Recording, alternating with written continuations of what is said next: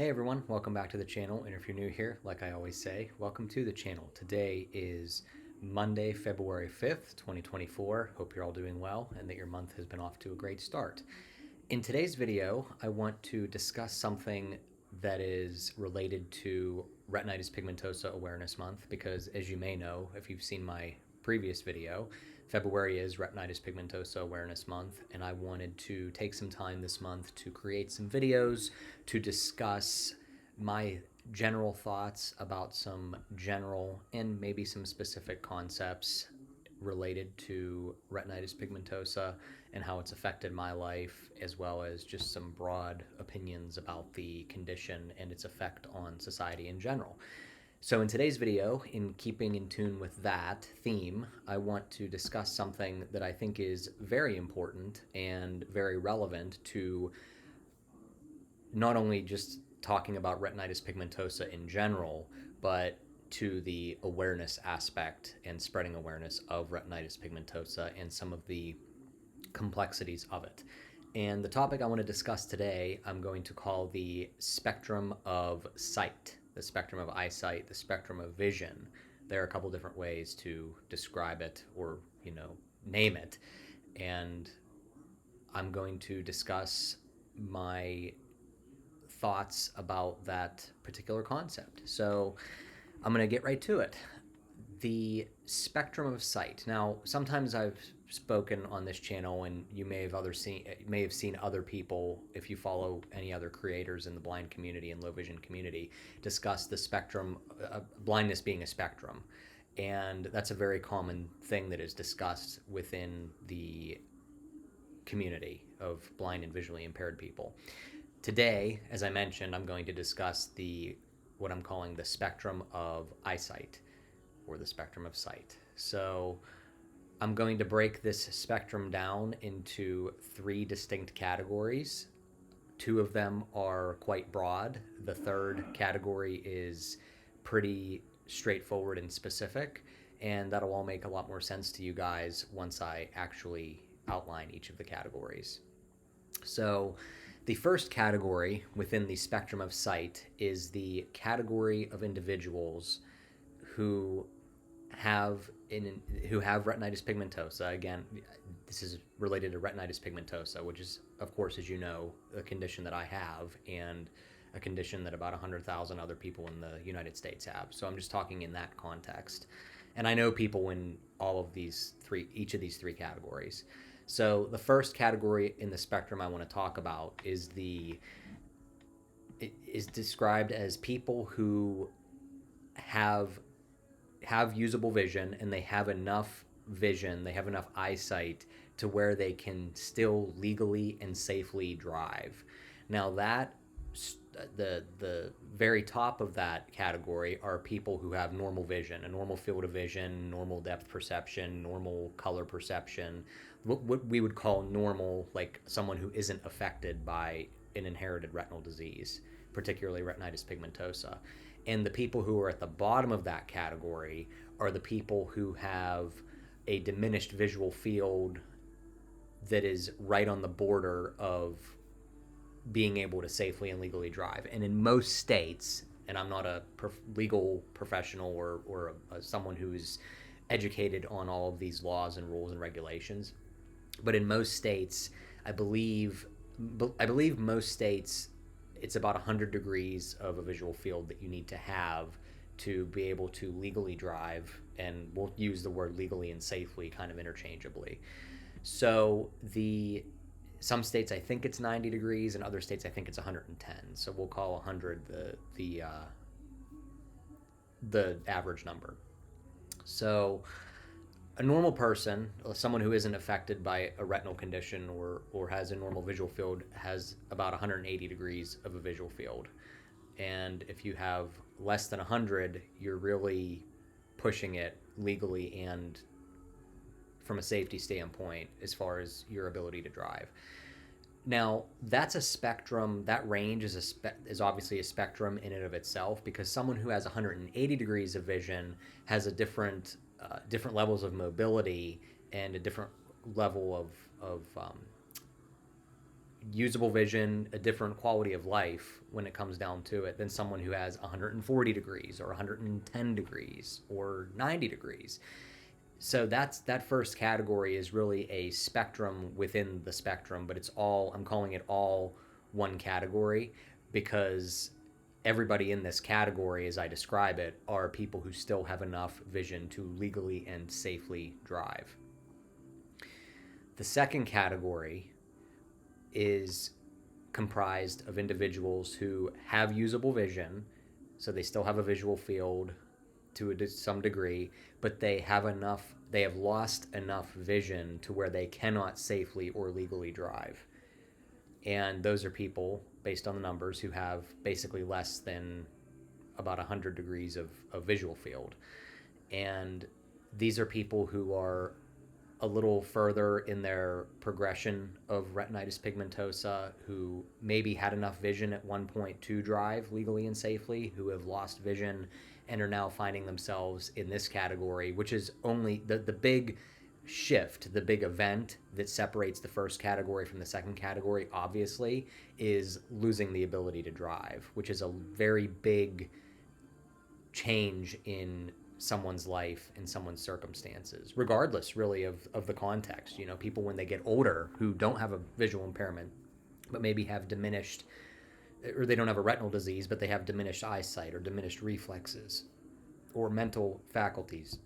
They lose their ability to safely drive, so they lose their driver's license, which is obviously a very big change in their life circumstances and causes a lot of frustration and barriers, social barriers, and a lot of struggles. So in the context of losing your vision, yes, people who started their vision loss journey with enough vision to still drive now in the second category have lost their ability to legally and safely drive.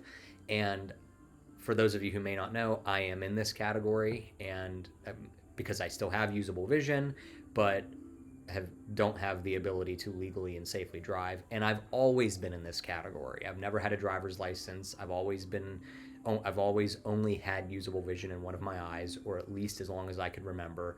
And the vision in my usable eye, which is my right eye, has always had a diminished visual field to the extent to where I couldn't safely or legally drive. So been legally blind for as long as I can remember. I've always been in that second category, which is also a spectrum, because you have people who have maybe 80 or 90 degrees, or in some states 100 degrees of visual field, who don't have enough vision to legally and safely drive, but have a lot more vision than somebody who has 10 degrees of vision or 5 degrees of vision or even 1 degree of vision. I know people who have only 1 degree of vision, or even just like a pinhole of vision, like it's like they're looking through a pinhole.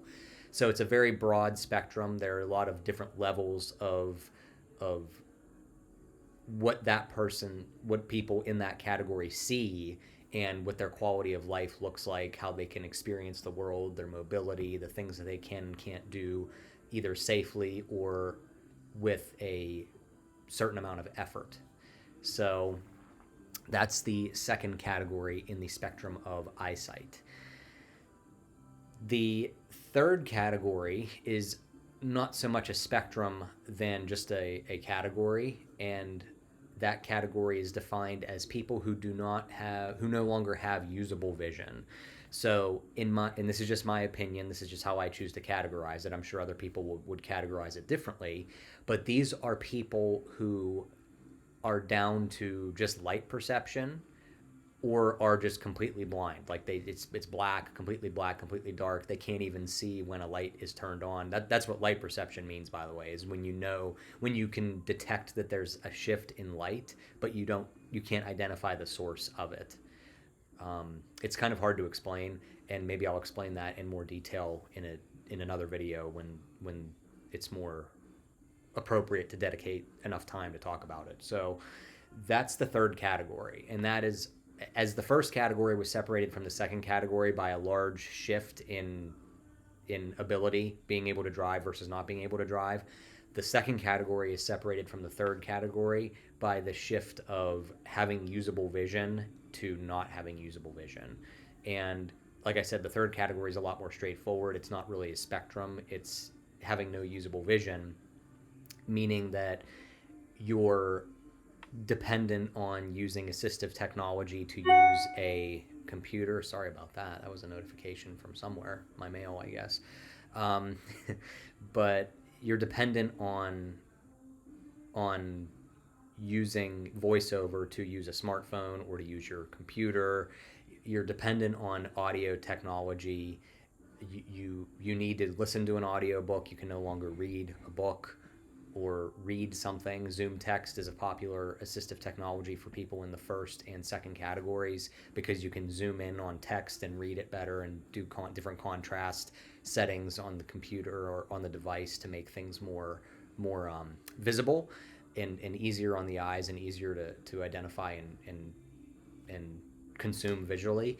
But when you're in that third category, that stuff doesn't work because you have no usable vision to work with.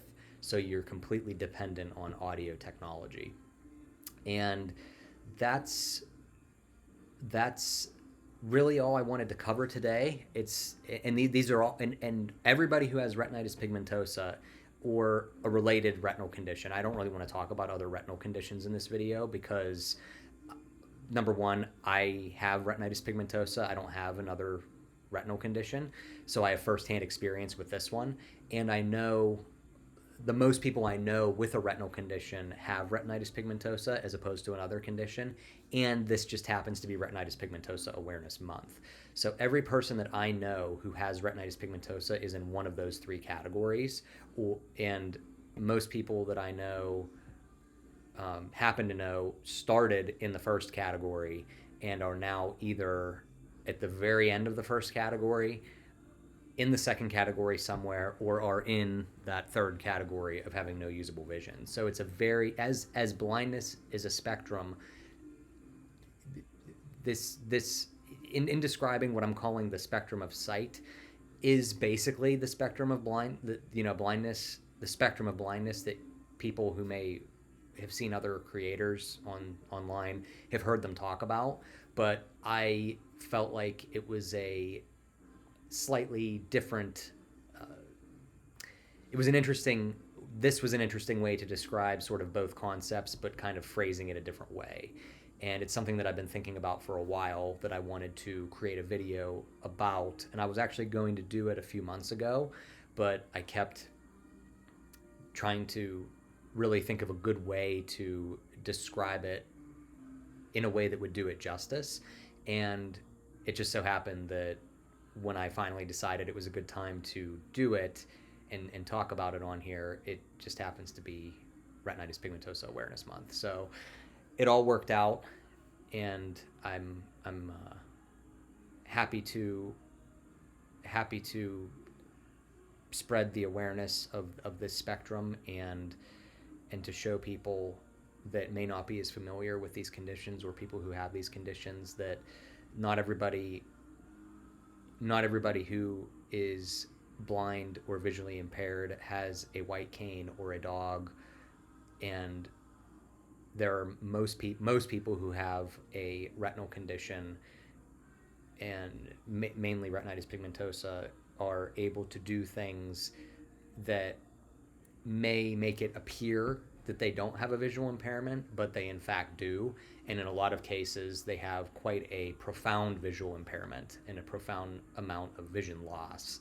And if you see someone walking around, and I've mentioned this in a video before, if you see someone walking around with a white cane in one hand and their phone in another hand, and their phone isn't talking to them, if you think that that's kind of odd, approach that person. My recommendation is to approach that person with kindness and curiosity and not with assumptions, because